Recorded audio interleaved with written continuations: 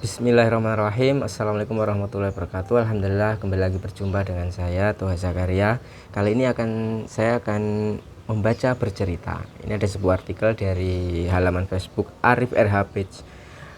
Arif Prahutomo, Mas Arif RH. Mungkin banyak yang tidak asing ya dari pemirsa di sini.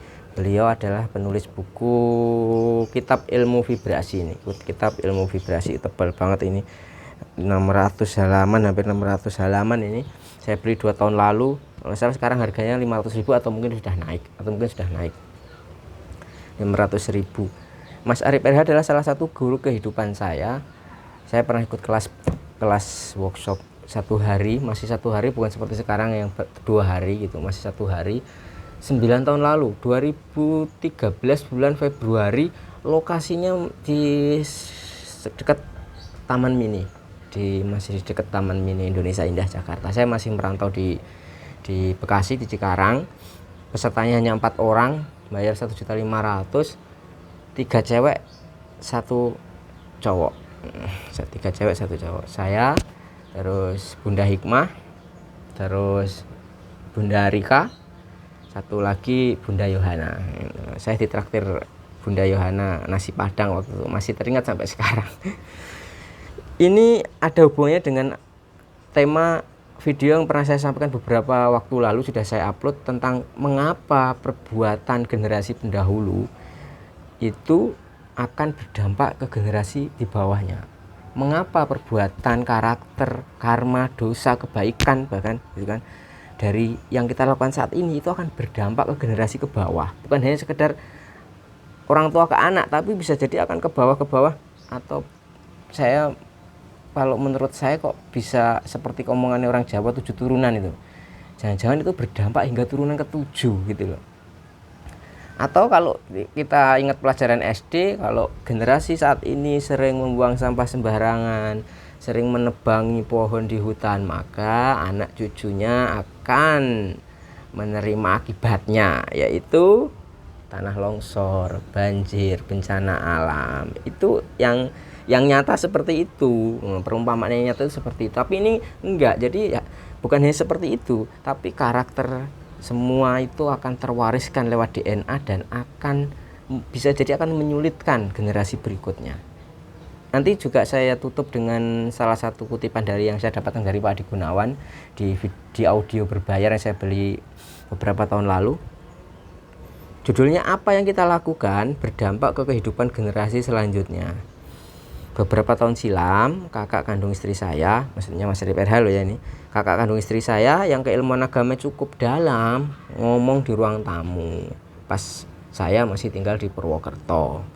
Kalau seseorang berzina, pasti akan ada dari jalur keturunannya yang juga akan melakukan atau mengalaminya lagi. Entah berzina juga, atau kalau tidak ya keturunannya dizinai orang. Demikian kalimat yang disampaikan ke Mas Arif RH. Waktu itu beliau menyebut hadis atau apa ya? Maaf, saya lupa persisnya. Berarti kan dalam obrolan ini berdasarkan ada kutipan hadis gitu kan. Yang saya bahas bukan soal zinanya, bukan perihal hadisnya atau dalil apapun, tapi ini adalah pola yang juga saya temukan dan saya pahami dalam kajian ilmu pengetahuan modern. Apa yang dilakukan generasi sebelum kita, datanya bisa turun ke generasi selanjutnya, bisa ke generasi langsung, dari orang tua ke anak, bisa juga bukan ke generasi langsung, alias melompat ke beberapa generasi ke depan yang pola vibrasinya sesuai dengan datanya. Menyanyikan lagu-lagu galau perihal misalkan perceraian tidak selalu memicu lagu itu benar-benar jadi realita dalam hidup. Tapi apabila dalam garis generasi sebelumnya dari si penyanyi itu ada data yang sesuai dengan nyanyian itu, misalnya ortunya cerai, kakek neneknya cerai, maka akan terjadi resonansi dan jadilah realita. Contoh lain, kalau di Jawa itu ada balung sugih, gitu, balung sugih, alias mental kaya, budi pekerti baik. Itu juga ditransfer datanya dengan cara yang sama. So, apapun yang kita perbuat sekarang yang akan menerima akibatnya entah positif, entah negatif, bukan hanya diri kita, gitu kan, tapi juga nanti generasi selanjutnya sesudah kita. Nggak percaya, nggak apa-apa, karena memang ada orang yang hanya memikirkan dirinya sendiri saja. Ada juga yang memikirkan bagaimana nanti generasi selanjutnya. Bisakah diputus polanya? Ya bisa, tapi kan persoalannya nggak semua punya kesungguhan untuk belajar ilmunya. Demikian artikel dari Mas Arif RH.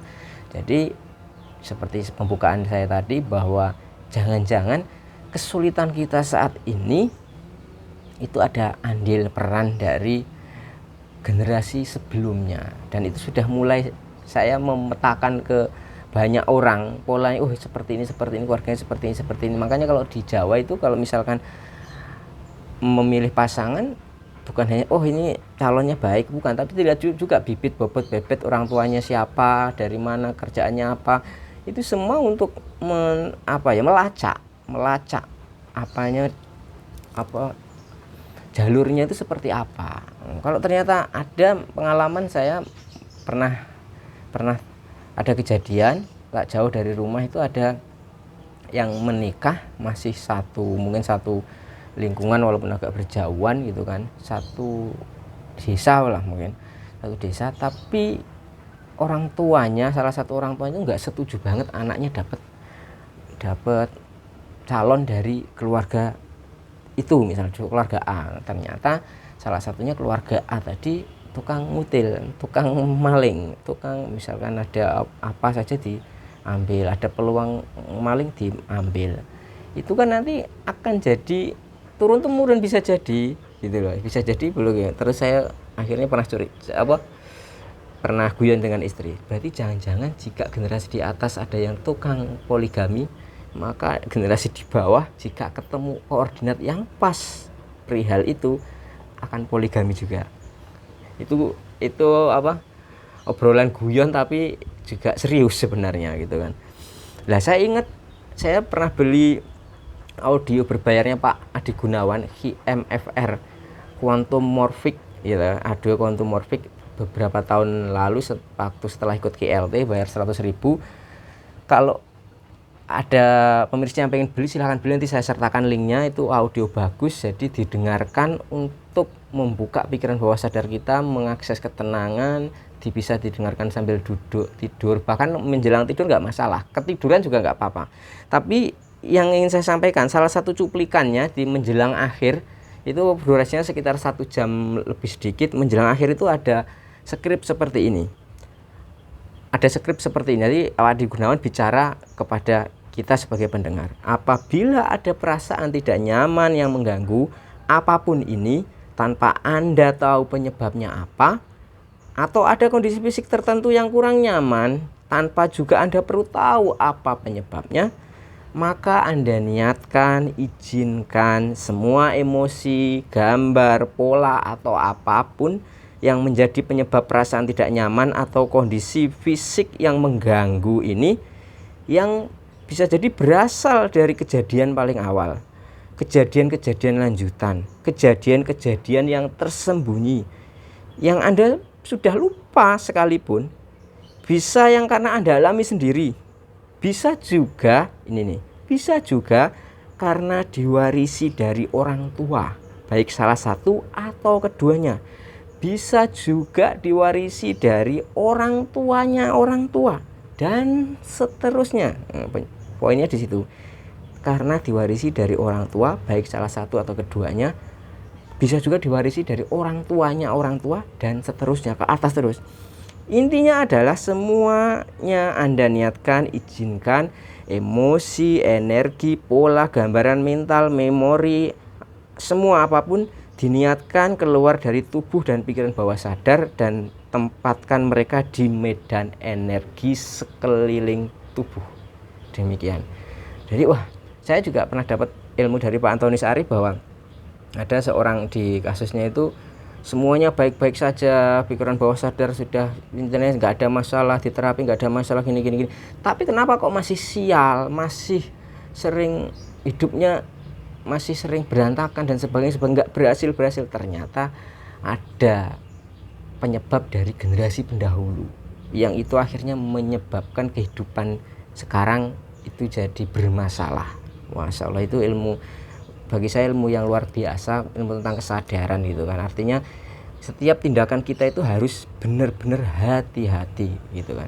Ditambah lagi audio dari Pak Adi Gunawan di KLT pun juga dijelaskan bahwa bisa jadi salah satu akar dari masalah, sebuah masalah terapi itu dari generasi pendahulu, dari generasi pendahulu, dari generasi pendahulu. Ya, sementara mungkin cukup sekian, semoga bermanfaat, menegaskan kembali lagi bahwa yang kita lakukan saat ini bukan hanya tentang diri kita saat ini, tapi tentang generasi di bawahnya sekarang gitu.